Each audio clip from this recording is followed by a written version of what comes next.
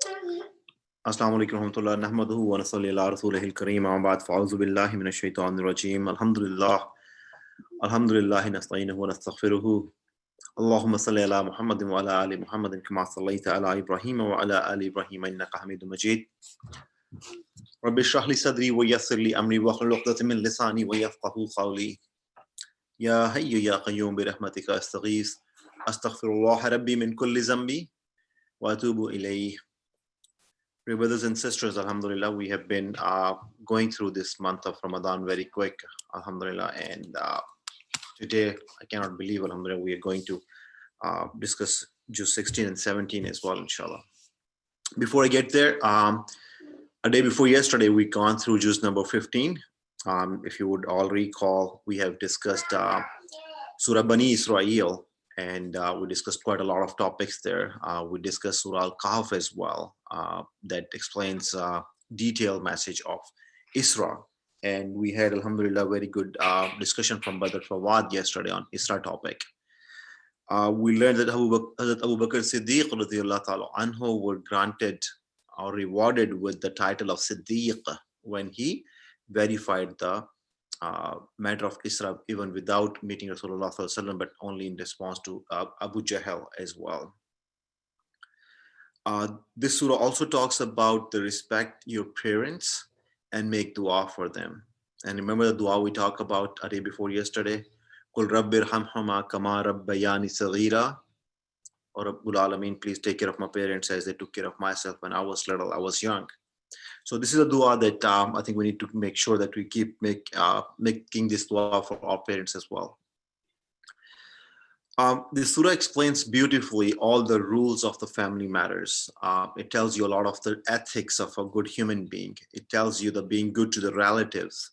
And then Allah subhanahu wa ta'ala beautifully explained the ahkamat, those were explained in this surah. And if you would remember some of them, they were saying that while you're spending money, then don't be shy of spending. When it's needed to spend something, spend it accordingly. Don't hold the money. Don't go for more greediness. Make a good balance. Spend sensibly. Don't go like just crazy, like you have no sense why you're spending and where are you spending. So Allah subhanahu wa ta'ala is telling us that what is the right way of doing going through these items as well. We learned about not to kill our children for hunger, or fear of hunger. Don't kill your children for the fear of the hunger. We also learned about that there is no unlawful sexual relationships allowed, including adultery. It's forbidden in Islam completely. No killing for no reason is allowed. They have to be processed. They have to be qisas, have to be processed, followed properly. It should not be like just a greedy action of someone. Don't eat money of orphans. We learned about it. Do justice with everyone. Sell with justice. Don't do wrong things. Don't try to get into the secrets of other people. Keep their secrets hidden if you can, and Allah will keep your secrets hidden as well. We learned yesterday. Don't walk on the earth with egoistic style. Walk nicely and humbly on the earth. Don't do shirk. And your risk is not dependent upon if someone is superior or lower. Allah subhanahu wa ta'ala yarzuqu man yasha'u bighayri hisab. Allah ta'ala gives the risk whoever he wants to give the risk. We learned about in Isra as well that there are 5 prayers, and the good deeds, we have to do the good deeds all the time. Then we entered into Surah Kahf, and we talk about the story of Musa alayhi salam and Hizr alayhi salam. So we were going through some of the discussion there. We have not completed that surah yesterday, day before yesterday, I mean. So today we'll talk a little bit more in detail about that. So in this surah, just to give you a quick glimpse, Surah Al-Kahf, that continues. And today in our Juz 16 and 17, we will also go through Surah Maryam, Surah Taha, and if time permits, inshallah, we'll go through further in Surah Hajj as well. Inshallah, we'll try, but I'm not very sure at this time how the time will permit us today. These are very detailed topics that I'm trying to cover. Not sure I can cover them enough, but I will try, inshallah, my level best as quickly as we can and as much as we can cover the topics. So in Surah Kahf, Just to remind you, Allah subhanahu wa ta'ala shared us 4 stories. And the 4 stories were in the Surah Kahf. They were about the people of Kahf. That was the one story. The second story was the story of 2 people. Those were, one was rich and one was poor. That was the second story we learned about it. And where the rich person was like very arrogant and think that it was all because of his own hard work and everything else like that. And the poor person was very thankful to Allah subhanahu wa ta'ala that whatever is given to him by Allah subhanahu wa ta'ala that's what he gets from Allah subhanahu wa ta'ala. So it's just a nice story. I'm not going into detail of that at this point, but the third story was the story of Musa and Khizr alayhi salam that we will continue in today in a little bit more detail. And last but not least, the fourth story that's mentioned in Surah Al-Kahf is the story of Zulqarnain. Some believed he was a prophet, some believed he was not a prophet. There are some couple of different school of thoughts there, but there's a story of Zulqarnain alayhi salam that everyone believes that he was a very just and very powerful a king for sure. And everyone believed, well, most of the people believed that he was able to conquer the whole world in 12 years. And remember, this was the time when people were not having aeroplanes or big means of transportation stuff. It was on the camels or on the horses and stuff. And he conquered the whole world pretty much from east to west, pretty much in 12 years. We'll talk about that story a little bit in more detail about this. But today, where we left the day before yesterday was the story of Hazrat Musa alayhi salam and Hazrat Khizr alayhi salam that was mentioned. So in the story, we talk about that finally Hazrat Musa alayhi salam and his slave or servant, they found Hazrat Khizr alayhi salam. They went with him. They traveled on a boat. There was a hole being made in the boat by Hazrat Khizr alayhi salam, and Musa alayhi salam questioned. And Khizr alayhi salam said, our agreement was, you will not question because I have been given knowledge of the secrets and hiddens. So what I'm doing is doing with the will of Allah subhanahu wa ta'ala. Don't question me. He killed a young boy. They went to a town. No one was trying to feed them, not giving them any food or anything. And Hazrat Khizr alayhi salam built the wall there. So all 3 stories, if you would remember briefly, they were all full of the wisdom and knowledge given by Allah subhanahu wa ta'ala to Hazrat Khizr alayhi salam. And Hazrat Musa alayhi salam was not able to even control himself, and he started asking questions, saying that Hazrat Khizr, tell me why you did that. And each time Hazrat Khizr was saying that I'm giving you another chance, but not anymore. So after the third chance, this topic was over, and Hazrat Musa and Hazrat Khizr were separated. But the story ends at a couple of things. One lesson we learned a day before yesterday was that Hazrat Musa alayhi salam was way more knowledgeable and respected by Allah subhanahu wa ta'ala than Hazrat Khizr alayhi salam, if I can say that. Still, he went to Hazrat Khizr alayhi salam to learn the knowledge. So which means that if we need to go to someone that's less respectable, less powerful, less visible in the world than us, we should not be shy to go and learn the knowledge of the religion. So we should go and ask for that. So this is the one lesson we learned. Second thing we learned from the story is that when we have been advised by a wise person to not to ask questions on certain topics, we should stop ourselves and listen and obey the guidance. The guidance is not pick and choose, give and take. What I want, I will take. Whatever I don't want, I will not take, and I will stop. That's not how exactly it works. It works as that you have to accept and listen it. That's how it goes. That's how it works. Anyhow, this story concludes here, and I'll quickly go to Hazrat Zulqarnain alayhi salam. Hazrat Zulqarnain alayhi salam is mentioned in ayah number 83 in the Surah Al-Kahf. And let me introduce you a few good big names for him. He was known as Cyrus, Sikandar-e-Azam, Khusro Bakhtiyar. I don't know if they say the same thing or just Khusro is the word they use for him, which means that he was the king. He was the Alexander the Great. Dhul-Qarnain is the name that's mentioned in Quran for this individual, and everyone believes that all the names I mentioned are goes back to him. Allah gave him iqtidar. And if you don't know the iqtidar is a dominion, is a ruler and the power that you can rule on the things and people. So he was iqtidar. And if I want to step back for a second and want to mention the second thing is the muqtadir ala. Muqtadir ala means the dominion, the ruler of the rulers, the leader of the leaders, the biggest one where the rules are derived from. Muqtadir ala is only Allah subhanahu wa ta'ala. So this muqtadir, this iqtidar was given to Zulkarnain, and he was so powerful that he was able to conquer the whole world, that he reached to a point where it was the place where the sun was rising from. And again, it's not that he reached to sun at the end of the world. Obviously, it reached to a point when the land was finished and he can see the sun is rising from the east. There's only water. And that's where he saw, oh, this is a point where the east, where the sun rises from. And then he started conquering all the way towards the west. And he reached to a point where he saw the sun is rising from, sun is setting into the west. It's where the earth ends in only water, or muddy water, I believe, if it's the right thing to explain about that, is this is where the sun sets. So his kingdom was pretty much all east and west, pretty much all the world. And at one point he reached to a nation, and he saw their people, those can't even speak well, they don't know any civilization. They were like really literally living in the tribal world with no means of the civilized world.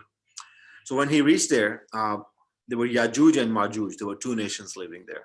So one nation came to Zulkarnain and asked him, we can pay you whatever we can, and can you help us build a wall in between us and them, because they come and loot us. They destroy our things very easily, and they don't understand anything. So Zulkarnain alayhi salam said that I have been granted by Allah subhanahu wa ta'ala with a lot of wealth. I don't care about the resources. I need help for the mankind, those human manpower. If you can give me that, I'll build you a wall. So this wall was made with the copper and steel or what else not. It was believed to be like 10 feet wide, 29 feet high, and about 50 miles long. That's a kind of a description we found from a few different references, not from Quran, obviously, but some different scholars' references. We found this description of this wall. So that wall was built between that no one can ride on because it's made of copper. No one can slide on it. It was very sharp and all that.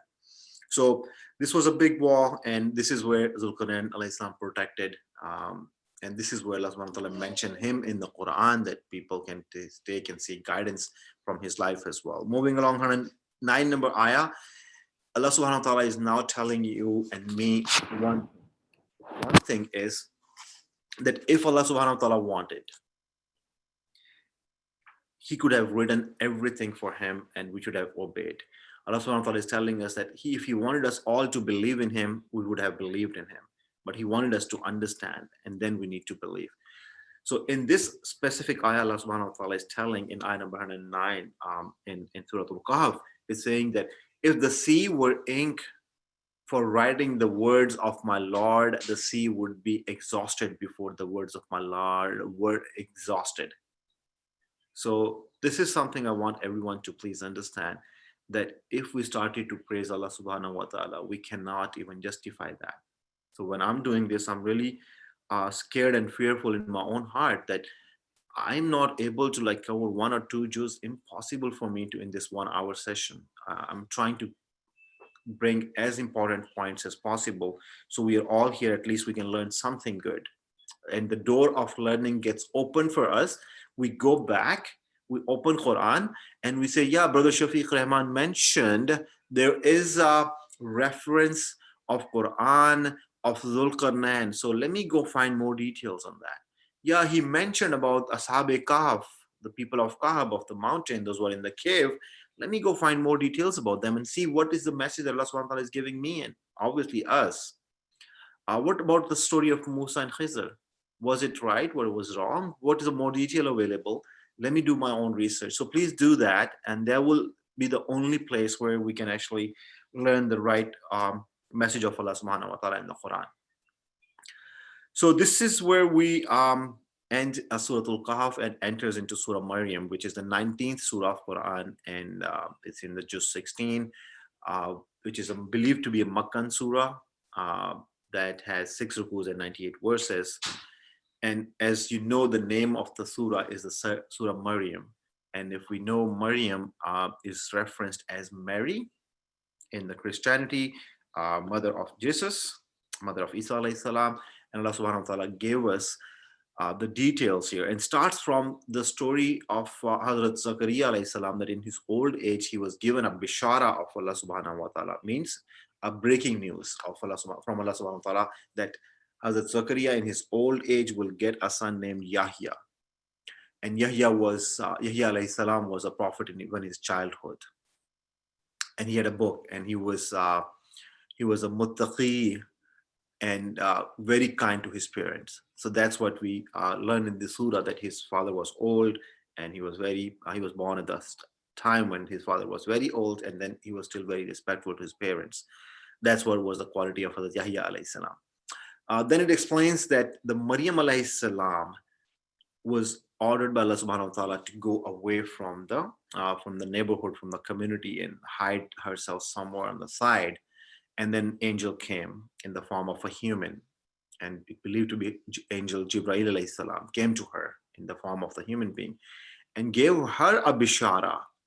Bishara is again a news from Allah subhanahu wa ta'ala, a breaking news, maybe, if I can say that there's a bishara that you are going to get a good and a righteous child by Allah subhanahu wa ta'ala. And Hazrat Maryam alayhi salam, Mary, got surprised. She said, I'm virgin, I'm unmarried, I don't have have never anyone touched me. I've been living in a very pure, neat, and clean life. How can I be a mother? How can I be a mother? And Jibreel alayhi salam responded, Allah decided it. And it's very easy for Allah subhanahu wa ta'ala, whatever he want, and he can do. And we know from multiple references already, we decided a few times in Quran, that only one thing Allah subhanahu wa ta'ala needs to take care of, that when he wants something to done, he said, kun, be, and fayakun, it's done. That's all he needs to do. And then Allah subhanahu wa ta'ala further guided to Hazrat Maryam alayhi salam that, okay, fine, it's now you're pregnant, you're going to deliver the child. She did it, and she said, okay, hold the child, go back to your people, and tell everyone that I am having a psalm of silence, fasting of silence. I will not talk to any one of you, and then just point to the child, and child will take care of everything.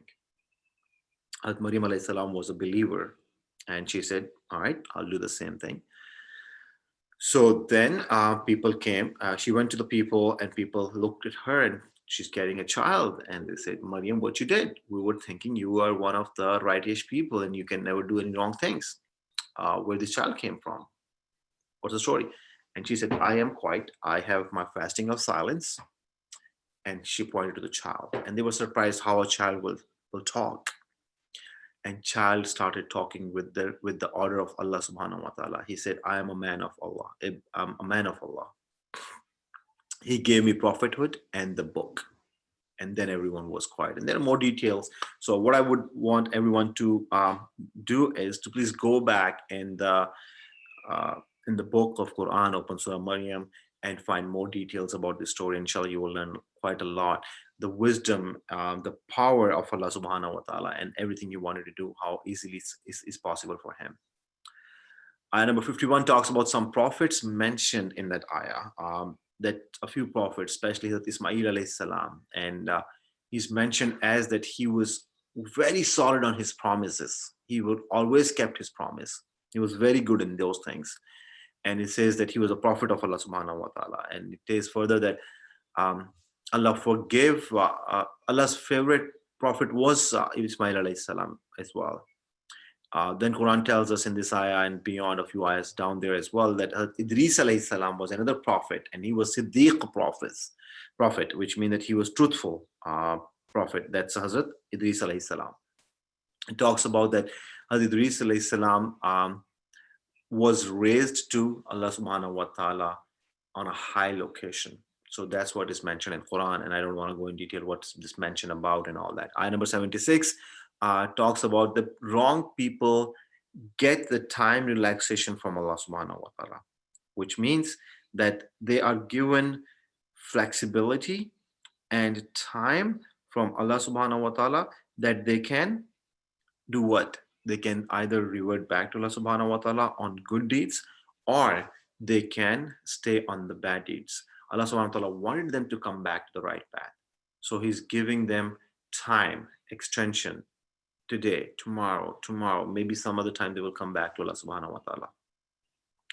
And the people on Sirat al-Mustaqim, they have been given with more istiqamah. All right, so this istiqamah term is that, you remember I just said that people on Sirat al-Mustaqim, the people on the right path have been given istiqamah, means they have been given a consistency. Dear brothers and sisters, this is very important that we understand that the people, those are guided by Allah subhanahu wa ta'ala on the right path, are the people, those have been guided on the right path and they are consistent. Istiqamah is they are consistent.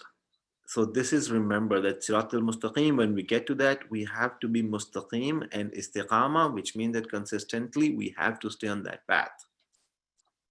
And these are the people, those do these things, like they stay on the right path, and with the istiqamah, they stay on the right path for what? For sawab, mean good deeds, and thinking of the world hereafter.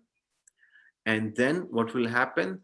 They will be told by Allah subhanahu wa ta'ala, because you did these two things for two reasons: for the fear of Allah, for the day of judgment, thinking of the day of judgment of every action of yours, and then you were doing istiqamah on the right path. Now you are forgiven and you will be guided by Allah subhanahu wa ta'ala on the right path as well. So Allah will help you actually to stay on the right path as well.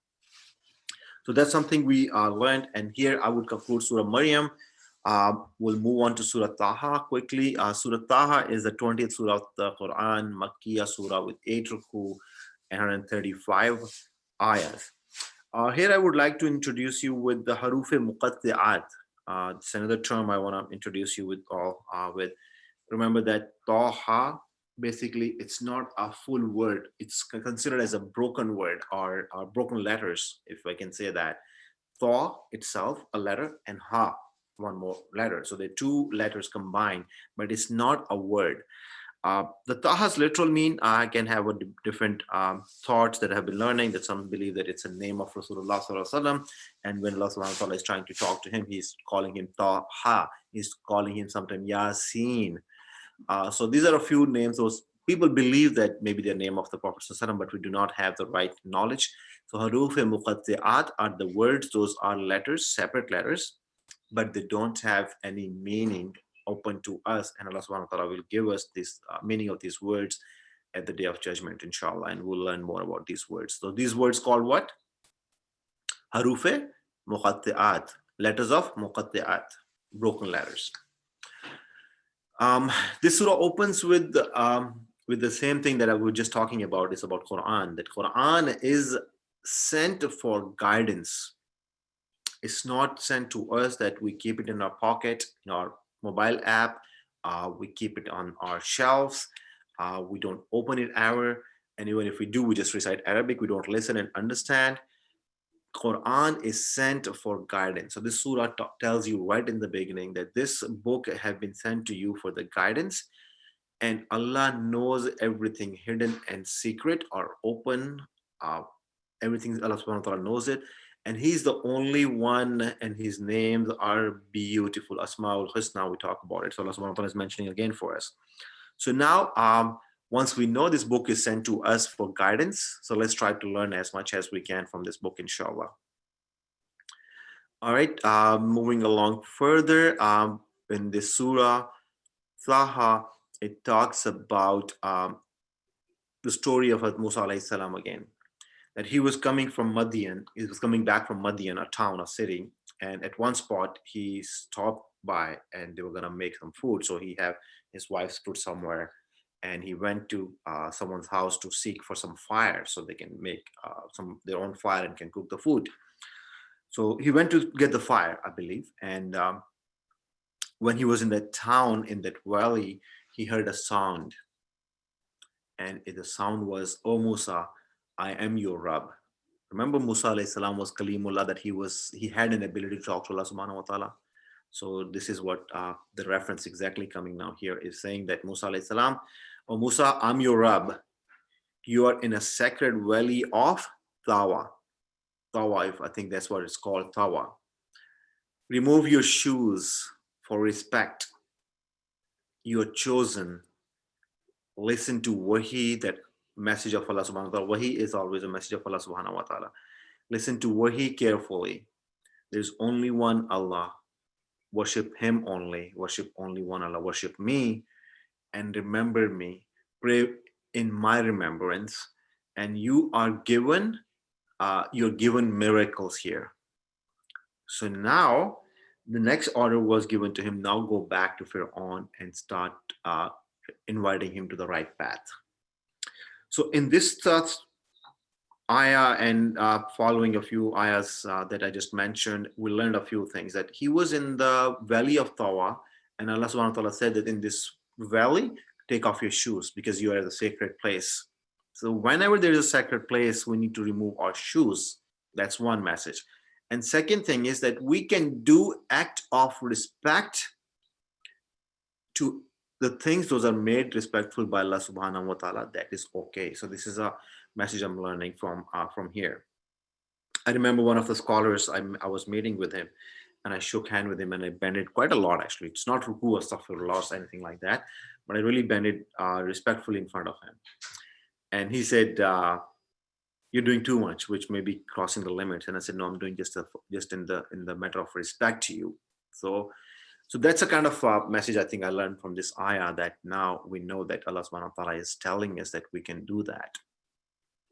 Okay, so it's a time for gift from Quran, ayah number 25 to 28. When Hazrat Musa alayhi salam was ordered to go and talk to Fir'aun and bring him to the right path or guide him to the right path, he asked Allah subhanahu wa ta'ala, I cannot speak right, I cannot speak well. So then Allah subhanahu wa ta'ala gave us this gift of if we are not confident enough, if we are not knowledgeable enough, if we are not brave enough to talk or tell the truth in front of others, ayah number 25, 26, 27, at least you can memorize. This is a gift I'm sharing with you that I am learning from Allah subhanahu wa ta'ala is Qala Rabbi shrah li sadri wa yassir li amri wahlul 'uqdatam min lisani. This is the 3 ayahs that I recite every time when I open my talks here. I want Allah subhanahu wa ta'ala to what? Rabbi shrah li sadri, please open my chest with the knowledge. Wa yassir li amri, this is all yours, orders Allah subhanahu wa ta'ala, and may Allah forgive me if I'm not doing an exact right translation. Wahlul 'uqdatam min lisani, and open my tongue that can tell the right message to everyone, so everyone can understand. Wahlul 'uqdatam min lisani, so open my tongue can explain things well, so everyone can understand that. Moving along further, ayah number 38 talks about Musa alayhi salam. When he was born, the timing was when Fir'aun was told by the fortune tellers that this is a time then someone is going to born a boy that will destroy you. So he ordered to kill every child that's going to born in Bani Israel, in the family. And Musa alayhi salam's mother was ordered to put his son in the bucket and leave in the river, let it go with the water. And his sister was watching and following, and this bucket reached at the end of the castle of Fir'aun. And this is where the Fir'aun's wife took the bucket out and saw there's a beautiful baby in there, and she adopted the child as son.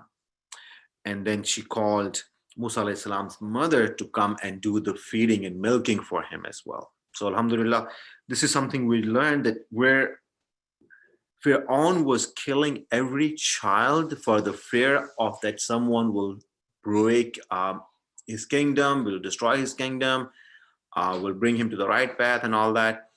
And the child that he was trying to kill in the whole town was raised by him. Subhanallah. So this is what Allah subhanahu wa ta'ala's planning is sometime, that we do not see the wisdom in it. We do not see the reality in it. But at the end of the day, we believe that if someone is going against us or Islam, apparently it seems like they are, and they are successful, quite successful in that. But at the end of the day, It's always Allah subhanahu wa ta'ala, and his religion is the victorious. There is always Nasrun min Allahi wa Fathun Qareeb. There is always the help of Allah subhanahu wa ta'ala, and there is always a victory. The only thing is, again, a message is, we have to be conscious and on the right path. We have to stay there, and not only stay there, but we have to be mustaqim with istiqama, which means we have to do the good deeds consistently and keep doing them. That's for us, if we want to be muttaqi and on the right path, inshallah. So now Musa alayhi salam and Harun alayhi salam received, remember they were together, and they received an order of Allah subhanahu wa ta'ala to, you both go and tell Fir'aun that nicely and invite him to the right path. So here again, remember yesterday, a day before yesterday, we learned that we have to do with the wisdom if we do preach. And here's the second message of Allah subhanahu wa ta'ala: if you're going to preach them nicely as well. Wisdom and nice, to the right path, call them to the right path. And Allah subhanahu wa ta'ala is saying that he may get the guidance, he may get the nasiha. So let's guide him to the right path. They went there, they said that, Fir'aun, we are prophets of Allah subhanahu wa ta'ala.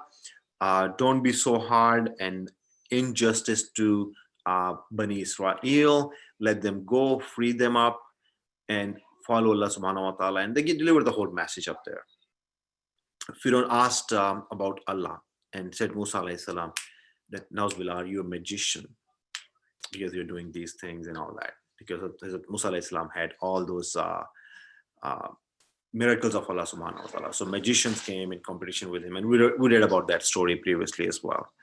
In ayah number 85 talks about the Samri magician. So he was one of the biggest, most in the history of huge, big magician. So ayah number 85 mentions about him as well. I'm not going in his story in the detail, but you can always search for him. And ayah 85 talks about the magician Samri as well. Moving along further, it talks about the mountains. Allah subhanahu wa ta'ala make them flat, which means that Allah subhanahu wa ta'ala have a power that he can just destroy the mountains. It's amazing. Back in 2005, if I remember correctly, there was a huge big earthquake in Pakistan, in the northern areas of Pakistan. And there's a place called Azad Kashmir, which is a part of the Kashmir as well. It's a city called Muzaffarabad. So I went there. I was doing some volunteer work. We took a lot of food for those people, some tents and stuff like that. So we took quite a lot of stuff for them in a big truck. So we reached there. I believe there was like third day. You can't even imagine, when I was looking at the mountains, they still had some smoke coming out of them. And it was not a smoke of a fire. It was when they were shook, there was a dust coming as with the air there. So that scene I cannot even forget in my life. Maybe that was a horrible scene. And this ayah, when I read it, it reminded me of that time, that it was an earthquake, horrible earthquake, when the houses and people were destroyed really bad. So Allah subhanahu wa ta'ala is telling that he can make the mountains flat. And no doubt, I think I witnessed that, not full extent, but really quite significantly, I have witnessed myself that it's possible. Those mountains can be flattened. Moving on further, today, no one can do anyone shifa'ah, but only if Allah will grant anyone to do it. Do what? Shifa'at. Izne shifa'at. Allah's order will be for the shifa'at, whom's word is Allah happy with. All right, so what am I saying here is, it's a little complicated, I know. The way I'm trying to tell is complicated, but let me make it simple. There is a thing that's called shifa'ah. Shifa'ah is that someone will be given a power that can go to Allah subhanahu wa ta'ala and ask them, oh Allah, please forgive him, or do a favor to this person because I'm requesting you. So that person that can have the ability to do that on behalf of others will have a shifa'at, izne shifa'at. And that person is Rasulullah sallallahu alaihi wasallam. We know with the fact. That person we know from the fact is the person that will have a hifz, and a hafiz can do it, that memorize the Quran, can do the shifa. We heard about that, wallahu alam. Then we heard that a child that was born and died before even reaching to the age of puberty can do shifa to their parents as well. Um, so there are quite a few situations when we know, and when scholars tells us that this is possible and Rasulullah Sallallahu Alaihi Wasallam can do it, I think this is where at least my belief in Allah Subhanahu wa Taala and Rasulullah Sallallahu Alaihi Wasallam stays intact. I believe that even if I'm apologizing to Allah Subhanahu wa Taala, I'm asking for maghfirah, I'm asking for forgiveness, I'm still a man, a human being, weak and full of mistakes and sins. And I may not be on a sirat mustaqim. May Allah forgive me if I'm not. I may not be the one that has that muttaqi path in my life, that have the istiqama, consistency of on being on the religion and learning and sharing the truthful message with each of us. I may not be the one that, but being a very weak person, I have a strong belief in my heart that at one point, if I have always believed in Allah Subhanahu wa Taala, and if I have some shortcomings, which obviously I do, I believe Allah Subhanahu wa Taala will give any shafa'at, isna shafa'at to Rasulullah Sallam or anyone else that will simply say that, Ya Allah, take this person to the Jannah, and I will be in one of them, inshallah, inshallah, inshallah. And I ask Allah Subhanahu wa Taala to give us all ability to do our best to stay on the path of Allah Subhanahu wa Taala and do the good deeds. And if we are negligent enough or we are not performing our responsibilities enough, I ask Allah Subhanahu wa Taala to give us the ability and the time when we can have a shifa'ah of Rasulullah Sallallahu Alaihi Wasallam. And this is a dua, if any one of you remember, we do at the end of Adhan, that we want this Muqam Mahmud and shifa'at of Rasulullah Sallallahu Alaihi Wasallam. We request that at the end of pretty much every Adhan. Rabbana atina fid dunya hasanatan wa fil akhirati hasanatan. Oh Allah Subhanahu wa Taala, please grant us all goods of this world and the hereafter as well. So shifa is something I think is a very philosophical topic as well. I would like everyone to please go and do some homework on that and learn a little bit more. And please share with me if you find something interesting. Adam alayhi salam went to near the tree. We know the story. And in this ayah, Allah subhanahu wa ta'ala is explaining that he did it because of a mistake. He have not done because he wanted to disobey Allah, or he was negligent, or he was arrogant. Hazrat Adam alayhi salam did it because of a mistake. So he was always a righteous person. He was always a blessed person. So Allah subhanahu wa ta'ala wanted us to make sure that we believe in Adam alayhi salam and we don't feel bad about him that he did something wrong. Otherwise, we would have been in still Jannah. Right? That's what we believe. But that's what it is. All right. Running out of time. Just 17, alhamdulillah. So I'm starting with that quickly. It starts with Surah Al-Anbiya, which means that the prophets. It talks about the Rasulullah Sallallahu Alaihi Wasallam, you are a prophet as other prophets were sent before you. And this surah is, alhamdulillah, a beautiful surah. It was revealed in Makkah. Same thing I kept you telling you always, is believed to be sent to us so our beliefs can be more stronger. It has 7 ruku and 112 ayahs. It tells that the time has come to do a justice. And Allah subhanahu wa ta'ala is talking the day of the judgment. The time has come to do the justice. They are ignorant, the people, those who are ignorant. They were ignoring religion. When Nasiha come to them, they ignored. And now Allah subhanahu wa ta'ala is talking about the past before Rasulullah sallallahu alaihi wasallam. They made fun of the message of Allah subhanahu wa ta'ala. And they think that Nabi, the Nabi is not the right person, and it's a kind of a magic for them. And they think that the Nabi, it should be something that should not be a human being. And Allah subhanahu wa ta'ala is telling us here that nope, Nabi were sent, and they were all sent like them before Rasulullah sallallahu alaihi wasallam. They were also human beings. They say that Quran is magic, and it's a imagination of a disturbed dream of someone.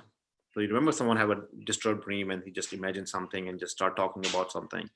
So they believe that Quran is like that. It's a poetry, maybe they think it's maybe a poetry, nothing more than that. And they believe, or they say at least, that this is a self-created words of a human being, which is Rasulullah sallallahu alaihi wasallam. And I get amazed when when I read about the mushrik and kuffar of the Makkah when they were thinking about these things, I always get surprised that were they not aware of the personality of Rasulullah sallallahu alaihi wasallam? They were aware of the personality of him. They knew he's the righteous person. He's a truthful person. He can never cheat, can never lie. All right. Second thing, everyone knew that he was a wise person, wisdom he had, but he was not uh, an educated person. He was ummi, which means he was not even gone to a school. He never knew that how to read and write. How can he do these things that even today, well, I know we are now looking at these things today, after 1500 years that later we still understand the importance of washing hands multiple times in a day and wash them good, that nothing, no portion is dry on your hand. We learned this in 1500 years back. This pandemic is talking about the diseases and all these things. Rasulullah sallallahu alaihi wasallam gave us that what we need to do in these situations. We do not leave the town if we are in that kind of a diseased town, and we don't go in that town with that the disease is going on, and we stay protected, and we make dua to Allah subhanahu wa ta'ala. We keep our hygienes good. We eat good halal food. We know these things, and the kuffar were thinking that this is all magic and self-created and everything. Rasulullah sallallahu alaihi wasallam said that Allah is telling me that Allah sent the prophets before me and they were human as well and they were eating as well. But because they did these things, so they were destroyed. So Kuffar Makkah, make sure I don't want my Allah to curse you or give you a punishment in this world or hereafter. So please accept Islam. In ayah 22nd, in Surah Al-Anbiya, it talks about a very beautiful logic for atheists, for the people those don't believe in Allah subhanahu wa ta'ala, or the people those believe in two or more gods. Allah subhanahu wa ta'ala is saying that, is it logical you think that there are more than two gods than Allah subhanahu wa ta'ala? Everything would have been messed. If they had equal powers, two gods, one wanted something, other one wants something else. There's a conflict. And there will be fasad and fight and destruction. What if the one's orders work more than others? Then how the weakened will be a god. So all these examples that Allah subhanahu wa ta'ala is giving in this ayah is clearly describing that there is only one Allah without any partner, and he is the Muqtadir Allah, powerful most than anyone else. So we'll learn from this ayah. Ayah number 30 talks about the creation of the world. And Allah subhanahu wa ta'ala says that it was closed, earth and sky, we opened it. And every living being is created with the water. And now we are learning from science that, yeah, the base unit is in the body is water, of every living human being or every living being, water, they created from water as well. There were high mountains, those were created to make the balance of the earth. That's what Allah subhanahu wa ta'ala is telling us. There are the beautiful paths, wide paths in between where we can go and travel. And Allah subhanahu wa ta'ala stood a sky without pillars. He created night, he created sun, he created moon, and created everything and everyone in their own midar, in their own circle. Everything have been created in their own circle. We know in the world we have the echo cycle. We know in the galaxy system we have this all system of the galaxies where they just keep rounding around each other and stuff like that. So Allah subhanahu wa ta'ala told us all these things hundreds of years back. If you want to go and find the reference, I think I just mentioned ayah number 30, you can find this in the Quran, in Surah Al-Anbiya. In ayah number 35, Allah subhanahu wa ta'ala is telling you the Qanun Qudrat, means the rules of Allah subhanahu wa ta'ala. And the creation Allah subhanahu wa ta'ala talk about, and all these big items Allah subhanahu wa ta'ala talks about. Now Allah subhanahu wa ta'ala is giving us one more rule. He's saying, Kullu nafsun za'iqatul maut, that everyone have been given life, will be given death as well. No one is going to live here forever. Remember the word dunya, we talk about temporary, small, little life. We know it's a small, little, it's not be forever. So kullu nafsun za'iqatul maut, everyone living have to die. And if you will find some time, please go and do a little bit of a homework. Remember I was trying to explain 2 days back, what is nafs? What is nafs? It's inner of yours. Now we're talking about it. So I think take this ayah, please. This is maybe a little homework that you want to do. Take this ayah, kullun nafsun zaiqatul maut. Every nafs, every living human being have to taste the death. Just put some thoughts on it. Recite it. Recite the meaning from different books of this ayah, and try to find a little bit more meaning for you that can make more sense. Because as much as I was reciting this, I was getting more and more into different thought processes, and I don't want to go in the detail. I'm running out of time, but quickly, it's very important that we remember kullun nafsun zaiqatul maut, that everything that you have been given is amana, is given by Allah subhanahu wa ta'ala to you temporarily, for the reason if you will be able to justify the ownership of those items in your life. So everything belongs to Allah. Everything I have in my pocket belongs to Allah subhanahu wa ta'ala, and I will be questioned. There was a person on your street was hungry, dying. There was another person that was homeless, dying with the cold weather in your neighborhood. What you did to them? Have you paid them $20 to have the blanket on them? You give them $5 so they can have the food and stuff like that. All right, so just put some more thoughts to that, and this Qanun-e-Qudrat, let's try to learn this a little bit more, and talks about the Qiyamah. It will be sudden, it will be surprising.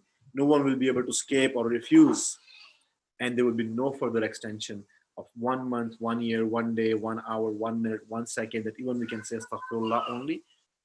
May Allah protect us all. Maybe we will not get the chance to say that too. I ask Allah subhanahu wa ta'ala to give us the right path to understand and learn the right message before even the time comes that we will not get an extension. I ask Allah subhanahu wa ta'ala to protect us all and forgive us all. Ameen. Ayah number 51 talks about Hazrat Ibrahim alayhi salam and the story that explains that he destroyed all the idols. Nimrod's people came and said, "Oh, who did that?" And they knew it. It's Ibrahim alayhi salam. They brought him in and he said, "Ibrahim, what happened? Who did it?" He said, "Why don't you ask your big idol? He might have done it, or he might know it if he can speak to you." They became ashamed that even their big idol cannot speak even, and they were worshipping him. But they still were angry on Hazrat Ibrahim alayhi salam, and he said, "We are going to put you in the hellfire. That you make us scared that the hellfire will burn us whenever the day of judgment will come. We are going to burn you now." And now, Atish Namrud, the fire of the Namrud, Ibrahim alayhi salam, it was a big fire that was created, and Ibrahim alayhi salam were forced to go in there, and Allah subhanahu wa ta'ala make the fire cold and protected for him. So now we know the base, the root of the fire is to burn, to create a heat, to destroy everything, if I can say that. But Allah's order changed the complete chemistry of the fire and make it pleasant and cold for Ibrahim alayhi salam. That's something we learned about this in ayah as well. And then further down in a few ayahs, we learned about Lut alayhi salam, Ishaq alayhi salam, Yaqub alayhi salam. They were on the Imam, they were the Imam Hidayah. Yeah, that's the word we learned here. They were the leader, Imams of the people, those are on the Hidayah. And they were prophet, and they were prophets with the knowledge. That's why we respect them all. Ayah 78 talks about the Dawood alayhi salam and Sulaiman alayhi salam. And it says that mention of one, so they did so there was a situation in the story that they make one decision without falsifying the previous decision of the same kind. So there was a story. I'm not going in the detail. So one decision was wrong. They haven't canceled that order and gave another decision. So some confusion being created. So they were given the decision power and knowledge, and Allah subhanahu wa ta'ala was showing some surprisingness here that how they can make that mistake. So this is where we learn that even human, the prophets can do these things easily and comfortably. That can happen. The negligence can happen by anyone else, but by any one of us as well. So if that happens, we learn today that Hazrat Adam alayhi salam, Allah subhanahu wa ta'ala mentioned in the last ayah of Surah Kahf that Adam alayhi salam was not a wrongdoer. He haven't done anything out of arrogance. He haven't committed sin of going near to that tree out of the ignorance or arrogance. It was just a simple mistake of a human being. So that's why Allah subhanahu wa ta'ala forgave him. So we know these things. This is a wisdom of Quran that's telling us more detail. So if we commit any mistakes, may Allah subhanahu wa ta'ala protect us all. The same further it talks about Dawood alayhi salam. He was given power over mountains where mountains were obeying him. He could have made them flat, bend, whatever he wanted to. He had all the jewels coming out of mountains for him, or whatever he wanted to. Dawood alayhi salam were given power on him. The birds were worshipping with him. That was another thing that he was given from Allah subhanahu wa ta'ala. He had a skill of making the suits of the war. Remember when we wear some different dressing in the wars, in like police have even here in US, or army have different special dresses. So he was given the skill of making zira, the war suit as well. So that's what Hazrat Dawud and Sulaiman alayhi salam. So Dawud alayhi salam was having that. Air was made obedient to Sulaiman alayhi salam. Jinns were made obedient to Sulaiman alayhi salam, that Sulaiman alayhi salam can talk to them and can order them for anything, and they will follow and they will listen to Hazrat Sulaiman alayhi salam.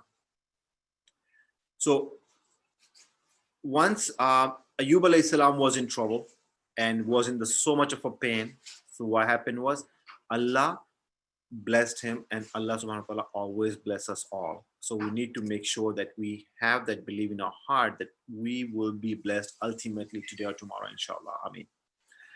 All right, Ismail alayhi salam, Idris alayhi salam, Zulkifl alayhi salam, which then Zulnun alayhi salam, that was Hazrat Yunus alayhi salam, and Hazrat Zakaria alayhi salam. So Quran mentioned all of these people in this surah, that they are all Anbiya, the prophets of Allah subhanahu wa ta'ala. And then it mentions the story of Yunus alayhi salam. Alhamdulillah, it's a beautiful story. When Yunus alayhi salam was trying to preach their people, he was super frustrated and tensed and disappointed that these people are not listening to me and they're not coming to the right path. Yusuf alayhi salam became angry, left the town, ended up in a river, ended up in the stomach of a fish for a long time. And this is where Allah subhanahu wa ta'ala was looking at him, what he will do. He was still alive in the stomach of a fish. And Yunus alayhi salam, in that darkness, make a dua. That's a second gift from the Quran I'm going to share with you today. Is the dua is La ilaha illa anta subhanaka inni kuntu minas zalimin. La ilaha illa anta subhanaka inni kuntu minas zalimin. So this is ayat known as an ayat karima as well, which means one of the greatest ayahs, which never means that others are not, but this is one of the greatest ayahs, one of them, that we need to memorize and keep asking that if we need to astaghfar Allah subhanahu wa ta'ala, or we need to seek forgiveness from Allah subhanahu wa ta'ala, we can keep saying that. What is that again? La ilaha illa anta subhanaka inni kuntu minas zalimin. So let's memorize this dua for us, and may Allah subhanahu wa ta'ala protect us all and keep us all safe from all ignorance and all our wrong deeds, inshallah. Ameen. So la ilaha illa anta subhanaka inni kuntum zalimin, that there is no one but Allah subhanahu wa ta'ala, and we are the wrongdoers, we did the wrong things, we do that, and Allah subhanahu wa ta'ala may protect us all and forgive us all. And Allah subhanahu wa ta'ala listened to Yunus alayhi salam and took him out of the fish stomach after so many days. And this is what Allah subhanahu wa ta'ala tells, that that's how Allah helps the moments, the believers, that you are in a situation when you have no way of coming out alive from that situation, or completely destroyed in that situation. You're feeling that, but Allah subhanahu wa ta'ala helps you. And that's how exactly Allah ta'ala helps you, that you came out of the fish stomach just fine, alive, even after so many days. We know that Hazrat Zakaria alayhi salam asked for a child. He made a dua, and he was given a child in his old age.